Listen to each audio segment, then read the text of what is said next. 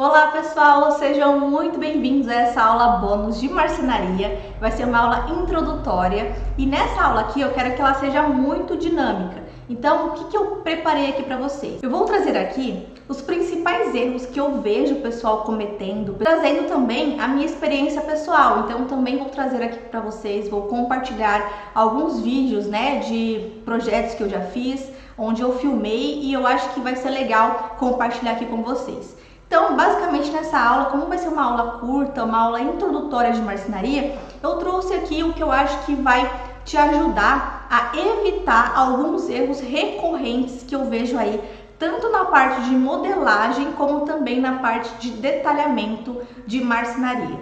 Já pega seu caderno, já pega uma canetinha aí para anotar e bora começar essa aula. Nessa aula, como eu quero falar muitas coisas para vocês, eu não vou a fundo explicar o que é o material, como ele foi criado. O que eu quero trazer aqui é o que você precisa entender do MDF para não cometer erros na hora de usá-lo. Então, quais são as limitações do MDF? Primeira coisa, pessoal, é o tamanho. Então, aqui, eu trouxe aqui uma amostra da Arauco. E qual o tamanho de uma chapa de MDF? Cada marca que você for usar o MDF, seja Duratex, Arauco, Guararapes, pode ter um tamanho específico de tamanho de chapa e de espessura.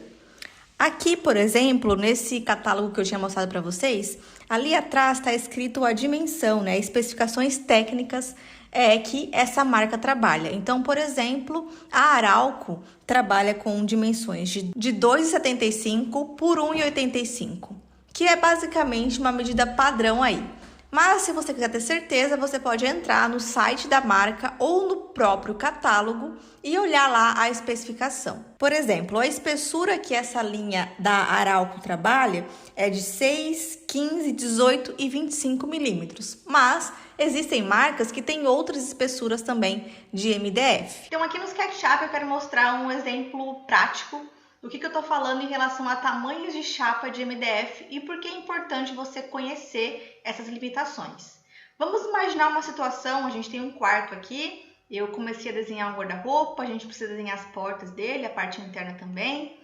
Bom, vamos imaginar que a gente tem uma situação onde a cliente gostaria, ou até mesmo você, gostaria de revestir essa parede aqui, onde está o mouse, de MDF. Ela gostaria de fazer um painel aqui de ponta a ponta. Então, como que a gente desenharia, como que a gente representaria esse painel? Aqui nós temos um tamanho de pé direito de 2,70 e aqui a gente tem uma largura até o guarda-roupa de 2,80. Então, pelo que eu passei para vocês das medidas de MDF, de chapas de MDF, a gente não tem um tamanho de chapa que vai de 2,80 a 2,70, A gente tem uma limitação ali de tamanho de chapa de MDF. Então, um erro muito comum é fazer dessa forma que eu vou fazer aqui com vocês agora. Eu vou desenhar aqui uma chapa de MDF de 18 milímetros, tá?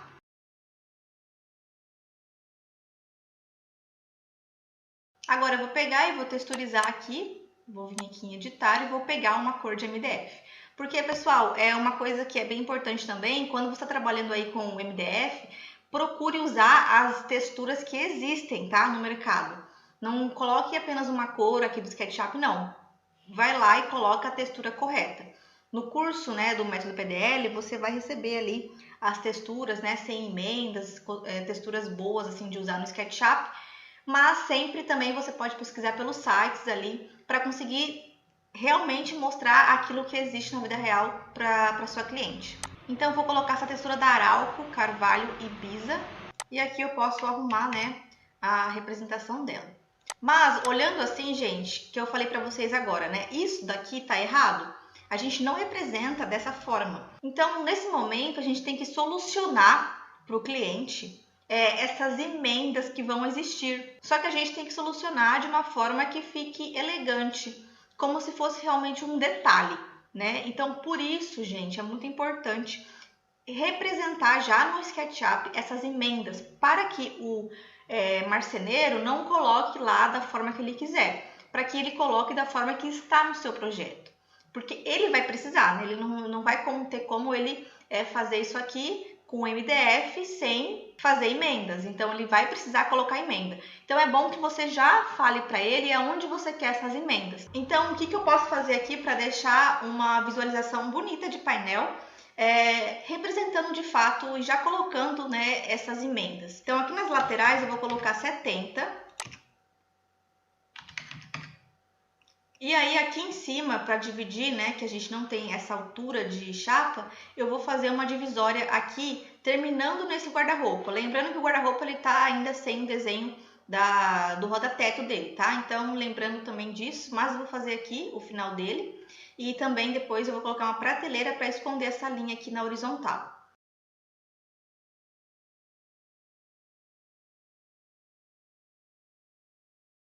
Bom, então eu fiz essa divisória. Vai ficar na lateral e aqui no meio maior, porque aqui vai ser a TV.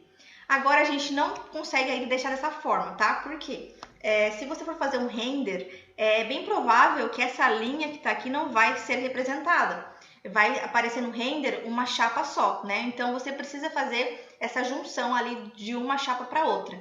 É só você fazer um rebaixo ali. Vou te mostrar então aqui como que eu faria. Vou fazer um rebaixo aqui, essa junção de 1,5. Então vou pegar aqui essa linha, vou colocar 75 de cada lado. Bom, vou deletar essa linha do meio e aí vou fazer esse rebaixo com a ferramenta de empurrar. Pronto. Agora sim você vai conseguir fazer essa representação. A cliente vai conseguir ver até quando você fazer o render, tá? Diferente se fosse apenas uma linha. E isso aqui eu vou fazer com toda essa parte aqui. Aí também a questão de espaçamento, né? Quanto que você vai deixar para esse espaçamento? Aqui eu deixei 1,5, mas cada marceneiro vai ter aí a sua forma de trabalhar, o seu padrão ali para fazer esse encaixe. O importante é representar que existe sim essas emendas e que você já preveu elas aqui no 3D, para que o marceneiro acompanhe a sua ideia aqui, tá? Agora, o que eu posso fazer para deixar ainda melhor? Eu posso fazer uma prateleira aqui, ó, para esconder essa linha aqui de junção. Bom, lembrando sempre de desenhar separado, tá? Esse painel da prateleira estão separados. Se você precisar tirar a prateleira, movimentar a prateleira, você consegue fazer isso, sempre desenhando aí em grupos separados. Aqui também uma outra coisa, ó. Essa visualização horizontal da peça, você não vai deixar a textura do MDF, tá vendo aqui, ó, essas linhas retas, né, para cima, você vai acompanhar aqui. Como a gente está na horizontal, você vai mudar essa textura, ó, para horizontal também. Posição da textura, você vai movimentar para que ela fique deitada, né? Essa questão de visualização da orientação dos veios da madeira, né? Isso aí vai fazer diferença também na sua imagem final, para ficar mais realista também. Se tá deitado aqui, também acompanha aqui, ó, essa textura deitada. Se tá em pé, acompanha os veios em pé.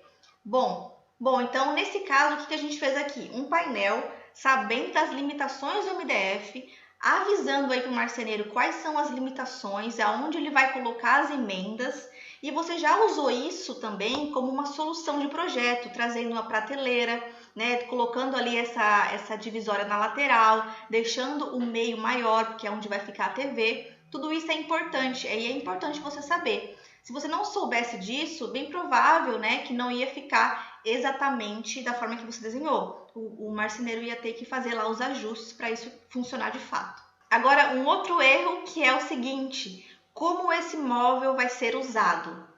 Sempre faça essa pergunta. E eu vou fazer essa pergunta para vocês agora. Como esse painel será usado? Ele vai ser usado ali para ficar na parede, onde vai ter uma TV aqui, ó, desse lado aqui. Então tá, mas se a gente tem uma TV, aonde que vai ficar os fios da TV? Aonde que essa TV vai ser ligada?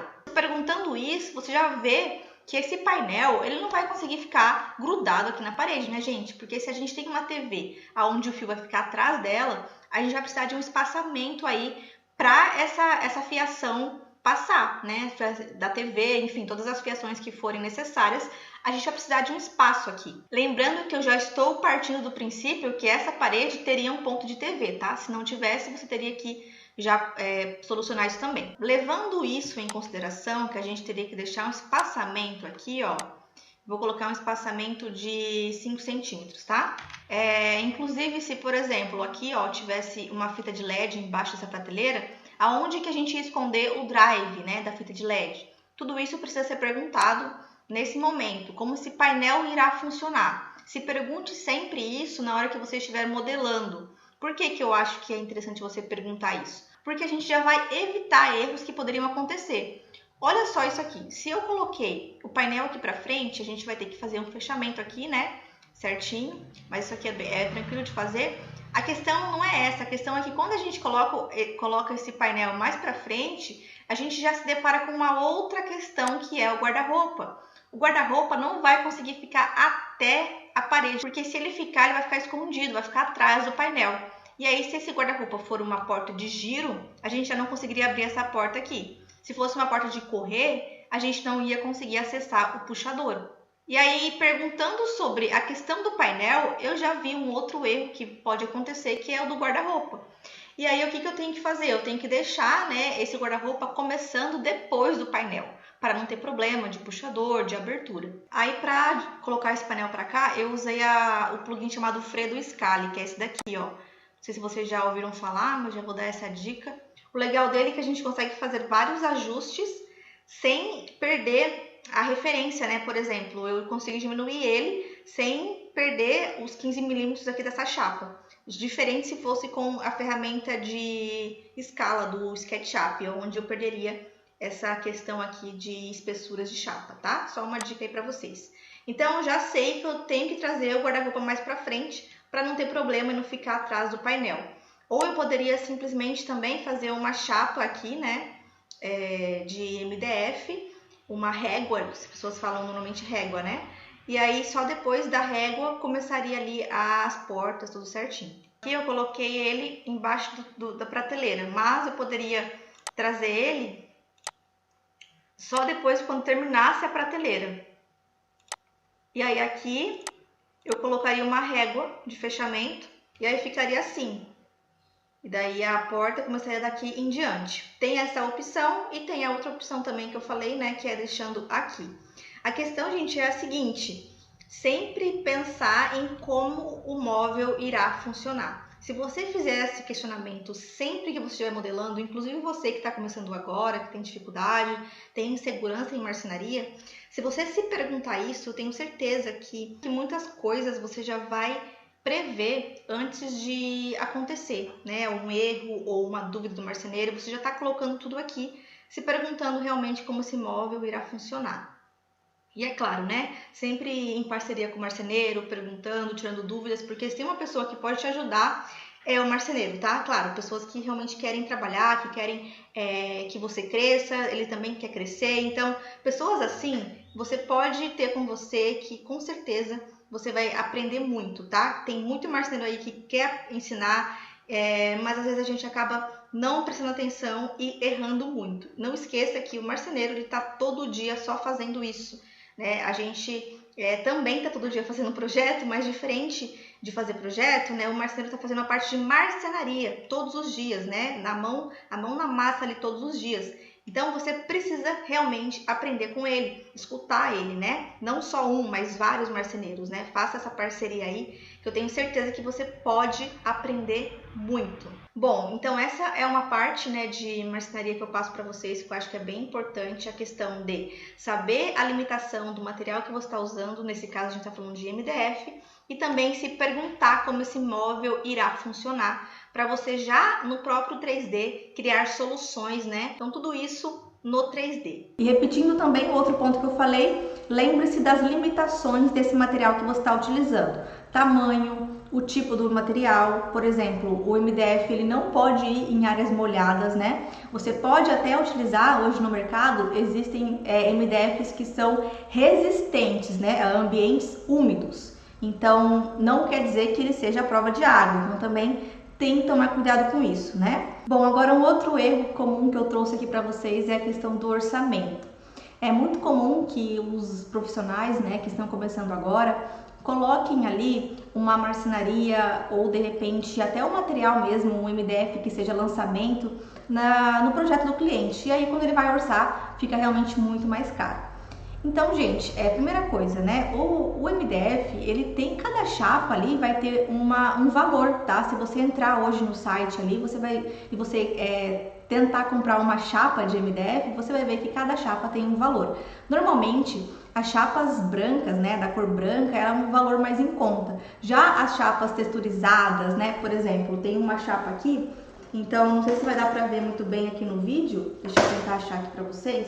Aqui, ó.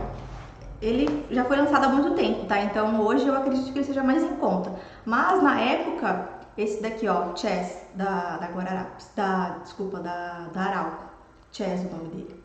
Então ele tem como se fosse um tecido. Isso daí, gente, para um painel de cabeceira, né, é muito bonito.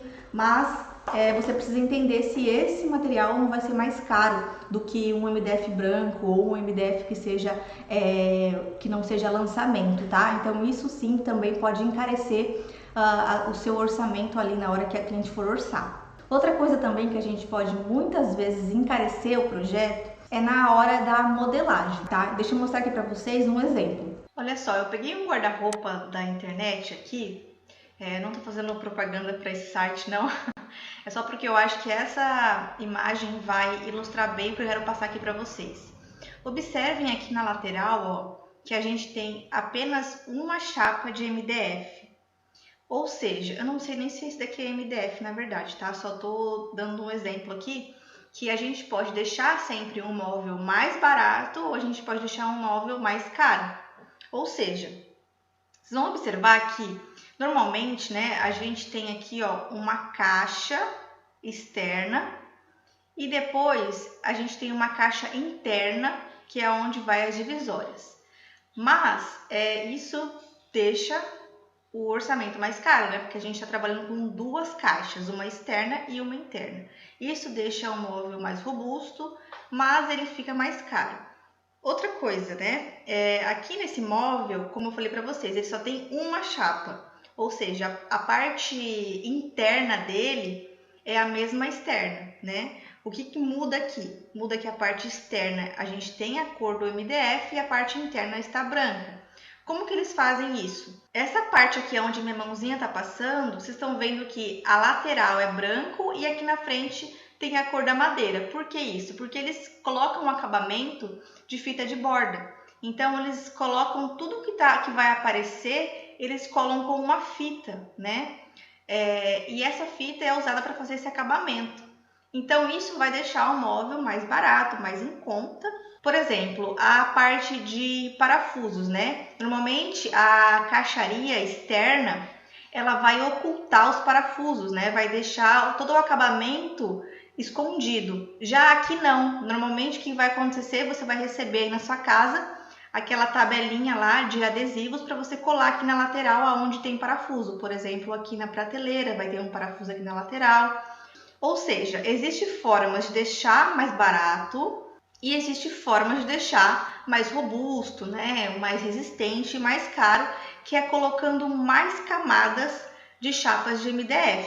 Deixa eu mostrar aqui para vocês um vídeo de um guarda-roupa que a gente fez, onde a gente trouxe duas chapas de MDF, ele é um pouco mais robusto, para que o móvel dure bastante. Então, dê uma olhada aqui nesse vídeo que eu vou trazer aqui para vocês. Pessoal, esse vídeo que eu vou mostrar agora para vocês é de um guarda-roupa que a gente fez externa. Vocês estão vendo ali que a gente tem aqui do ladinho, né, a parte de tamponamento dele, então toda essa lateral aqui de uma outra cor, né, uma cor mais escurinha ali, um bege, e dentro a gente tem a caixa que é branca. Então todo guarda-roupa tem essa parte de fora e depois a parte interna. Mas alguns guarda-roupas, né, se você for ver aí, inclusive nessas lojas mais comuns ali, você vai ver que ele só vai ter a parte de fora dele mesmo, né, não vai ter uma parte interna. E aí, como eles fazem para esconder esses parafusos que ficam na lateral? Eles utilizam aquela bolinha de adesivo que você cola em cima.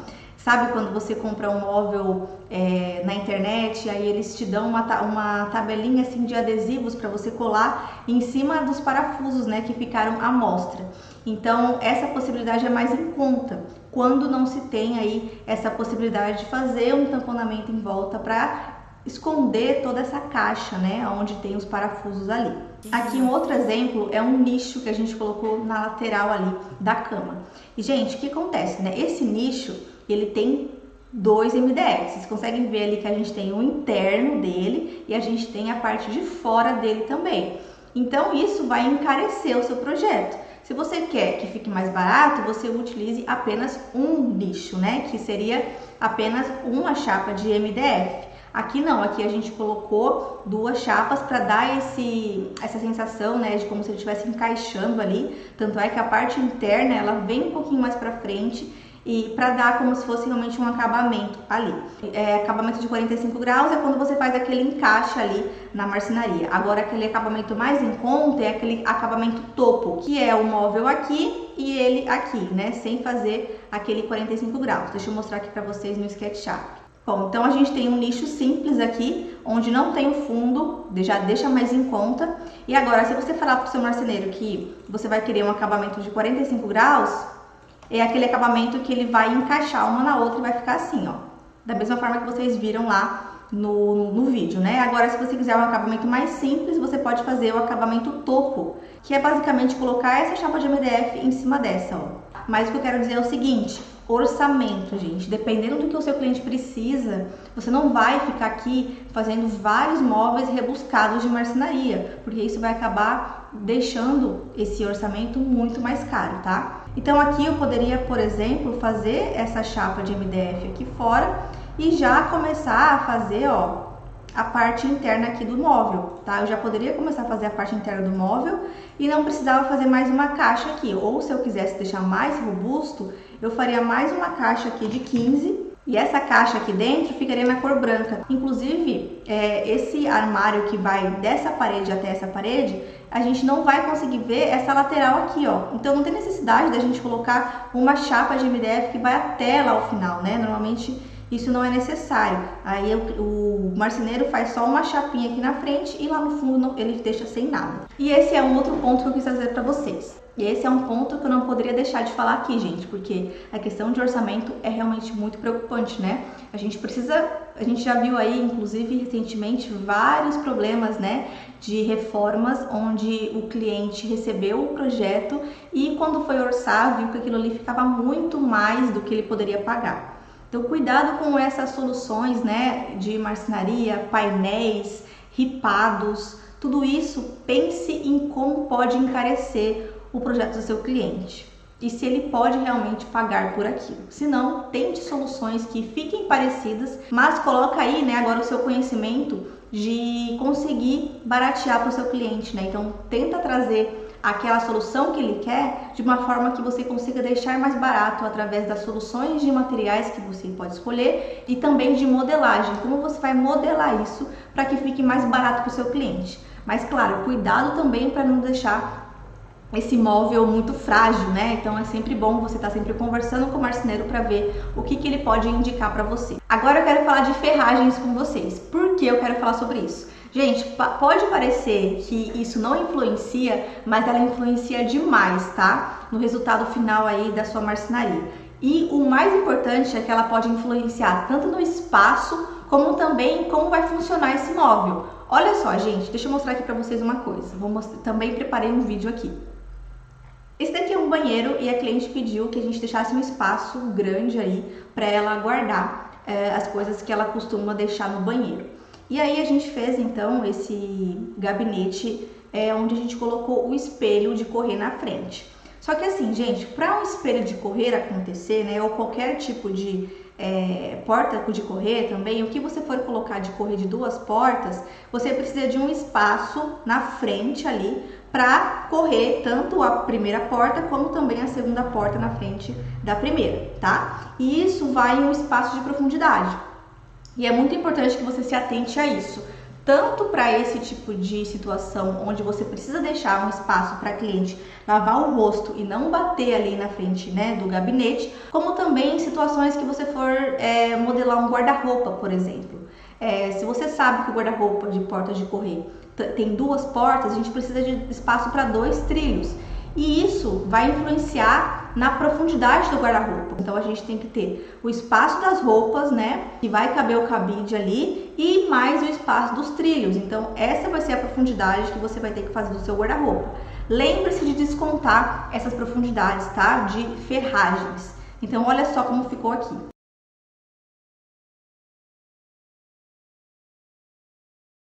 Olha só, a gente tem o primeiro trilho, que é da porta que tá ali do outro lado, e o segundo trilho, olha só. Esse daí é o espaço que foi necessário para fazer as duas portas de correr.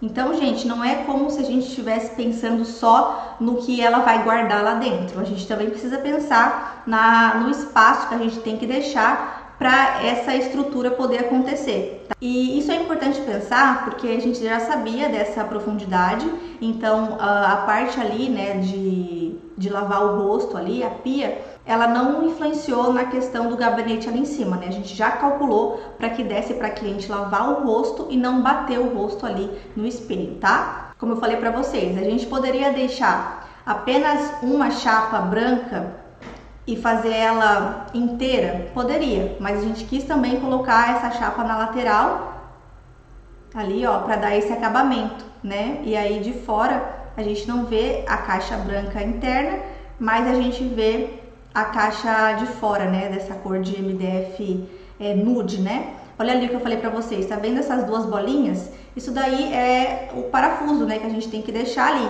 Então, se não tivesse a caixa de fora, a gente estaria vendo o parafuso na lateral. Por isso que muitas vezes, quando você vai comprar um móvel que é um pouquinho mais em conta, você recebe esses acabamentos para colocar na parte de fora, para não aparecer o parafuso. Nesse caso, a gente tem um tamponamento ali que faz todo esse contorno dessa caixa, né? Fazendo esse acabamento com a própria marcenaria. Então, olha só, aqui a gente consegue ver só esse tamponamento nude e lá dentro a gente tem a caixa branca ali, né? Com as divisórias para colocar os utensílios que ela precisa. E ainda falando sobre ferragens, uma coisa também que a gente precisa entender é a questão de gavetas, né? O interno das gavetas. Vocês sabiam que dependendo do tipo de corrediça que você usa na sua gaveta, você pode perder espaço interno? Então olha só, gente, esse exemplo bem prático aqui.